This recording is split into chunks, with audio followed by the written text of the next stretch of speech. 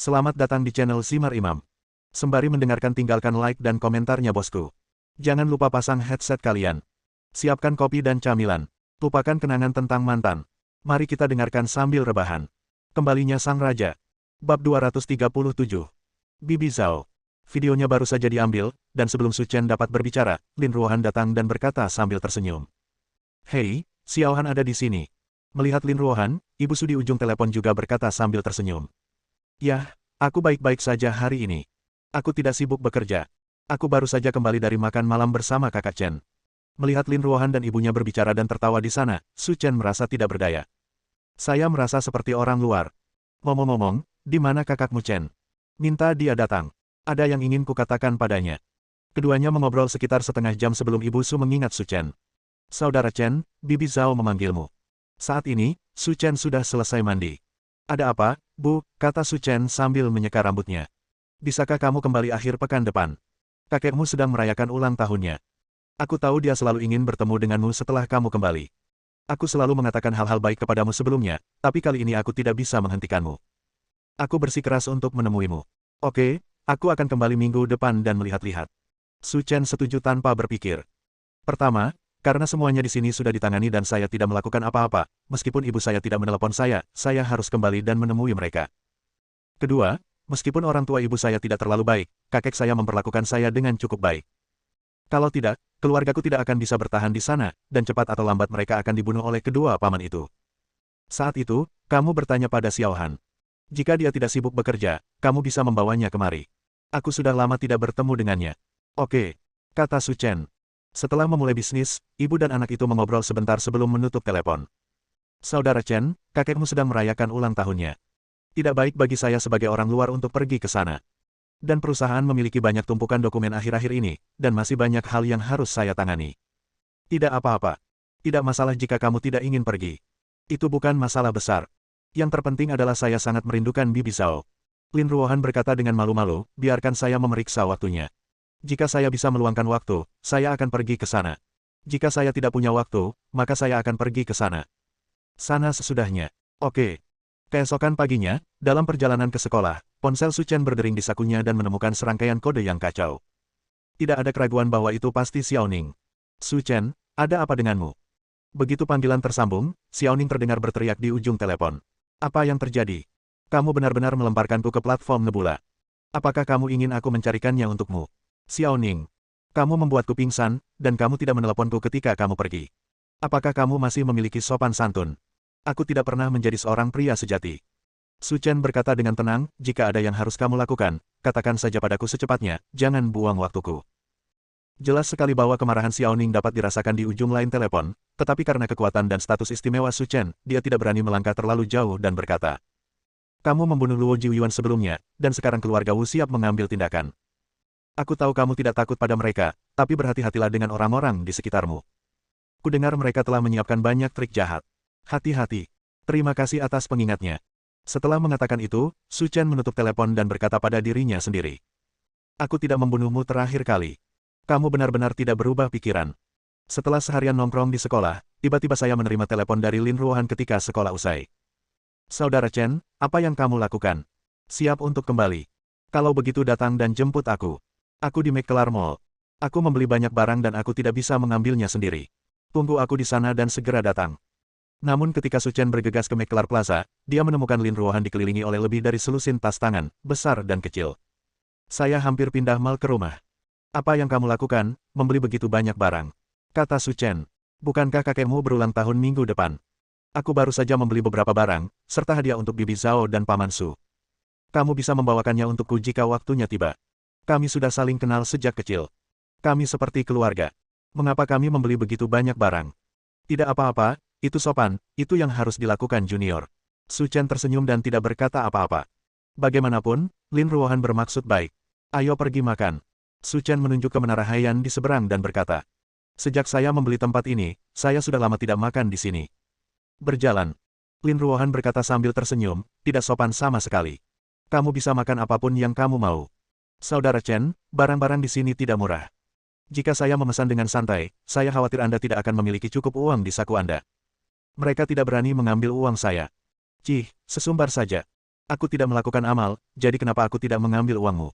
Lin Ruohan menatap Su Chen dengan menawan dan berkata, mungkin karena kamu sangat tampan sehingga aku memberimu tagihan gratis. Itu mungkin. Berhentilah bersikap cantik. Aku lebih cantik darimu. Meski gratis, bagiku itu gratis. Pada saat ini, suara kejutan datang, dan Pang Anmin yang berperut buncit terlihat berjalan menuju Su Chen. Tuan Su, mengapa Anda tidak menyapa saat Anda datang agar saya bisa membiarkan dapur menyiapkan bahan-bahannya? Tidak, datang saja dan makanlah. Tuan Su, saya akan membiarkan dapur menyiapkannya sekarang dan mengeluarkan bahan-bahan terbaik. Bagus.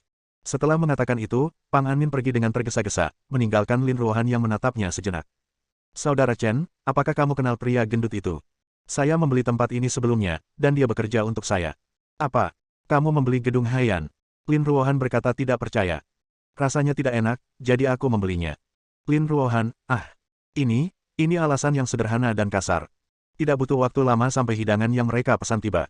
Sebuah meja penuh telah disiapkan, dan terlihat jelas bahwa Pang Anmin sangat perhatian.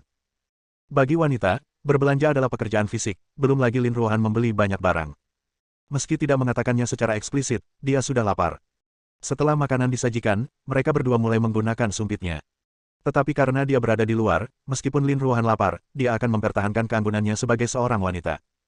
Saat keduanya sedang makan, mereka melihat sosok muncul di belakang Lin Ruohan dan berkata, wanita cantik ini, saya akan segera menghadiri pesta pribadi kelas atas. Bisakah Anda bergabung dengan saya? Mendengar seseorang berbicara, Su Chen dan Lin Ruohan tanpa sadar berbalik dan menemukan seorang pemuda berusia 20-an berdiri di belakang mereka. Dia terlihat cukup baik, tetapi bau parfum di tubuhnya membuat Lin Ruohan sering mengerutkan kening. Apakah kamu tidak melihat seseorang di sampingku? Bab 238. Selama bertahun-tahun, selain tata rias, keterampilan paling mahir lainnya dari Lin Ruohan adalah bagaimana menolak orang lain. Dia telah menolak tidak hanya 1000 tetapi juga 800 orang. Jika saya memilahnya, saya tidak akan bisa menerbitkan buku. Oleh karena itu, ketika seseorang memulai percakapan, dia menolak dengan berbagai cara bahkan tanpa berkedip. Setelah mendengar kata-kata Lin Ruohan, pria yang berbicara itu melirik Su Chen dan berkata sambil tersenyum.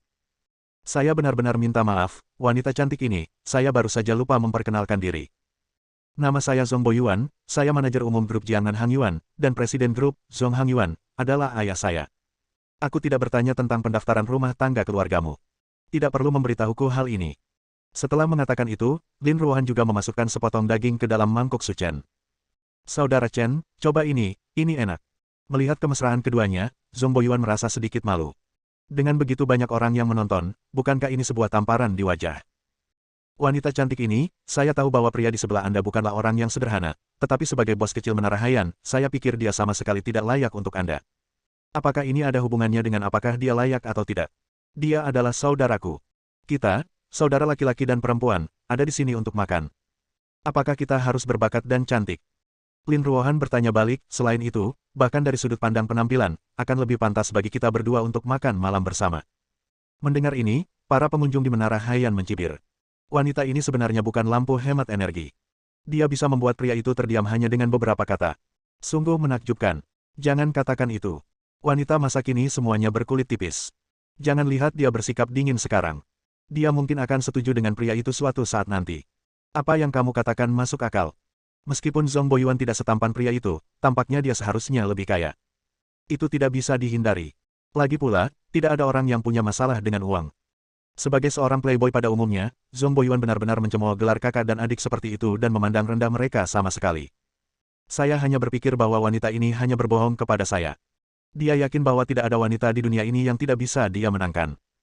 Jika 10 juta tidak berhasil, maka 20 juta selalu dapat dilakukan. Nyonya, saya rasa Anda mungkin tidak tahu bahwa gedung Haiyan ini hanya bernilai 30 juta meskipun sudah dihitung sepenuhnya, dan mobil di tangan saya bernilai lebih dari gedung Haiyan ini.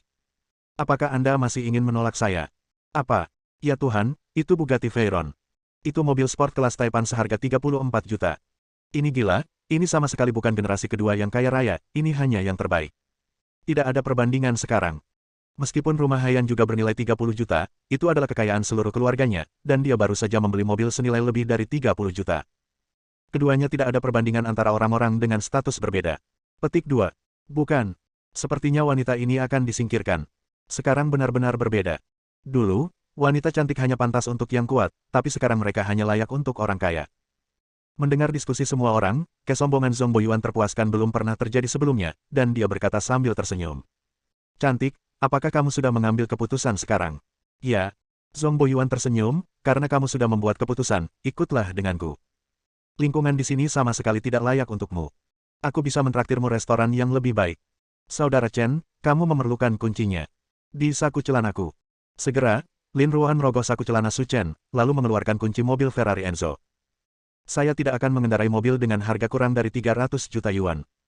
Lebih baik saya menggunakan Bugatti Veyron Anda untuk membeli bahan makanan. Ketika mereka melihat sekumpulan kunci mobil, semua orang tercengang. Itu kunci mobil peringatan Ferrari Enzo, senilai 300 juta. Saya memikirkannya. Saya pernah melihat mobil itu di berita sebelumnya. Konon dikendarai oleh seorang pemuda papan atas dari Yanjing. Saya tidak menyangka akan melihatnya di Linyang. Saya sangat beruntung.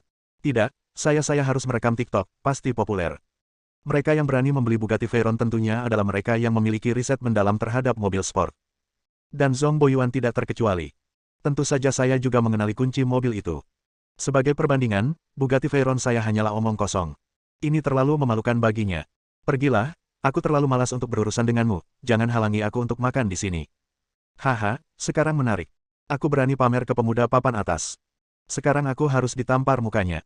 Berpura-pura itu berisiko, jadi berhati-hatilah saat berpura-pura. Mendengar komentar di sekitarnya, Zhong Boyuan sangat malu. Dia sangat malu sehingga sebaiknya dia pergi secepat mungkin. Terlebih lagi, dengan sumber keuangannya, dia mungkin tidak bisa membalas dendam seumur hidupnya. Namun saat ini, teriakan marah datang dari luar, mengatakan, Su Chen, kamu benar-benar santai, dan kamu benar-benar berani datang ke sini untuk makan. Mendengar teriakan dan makian, Su Chen dan Lin Ruohan menoleh dan menoleh. Saya menemukan bahwa orang yang masuk dari pintu adalah seorang kenalan lama saya. Orang terkaya di Jiangnan, Wu Haojiang. Namun, sebelum Su Chen dapat berbicara, dia disela oleh Zhong Boyuan. Paman Wu, kenapa kamu masih di sini? Zhong Boyuan berkata dengan heran. Melihat pembicaranya, Wu Haojiang merasa sedikit lebih baik dan berkata, datang ke sini untuk memberi pelajaran pada seseorang. Mendengar ini, Zhong Boyuan menatap Su Chen dan bertanya, Paman Wu, apakah ini orang yang ingin kamu hadapi? Benar. Kata Wu Haojiang sambil berdiri dengan tangan di belakang tangan.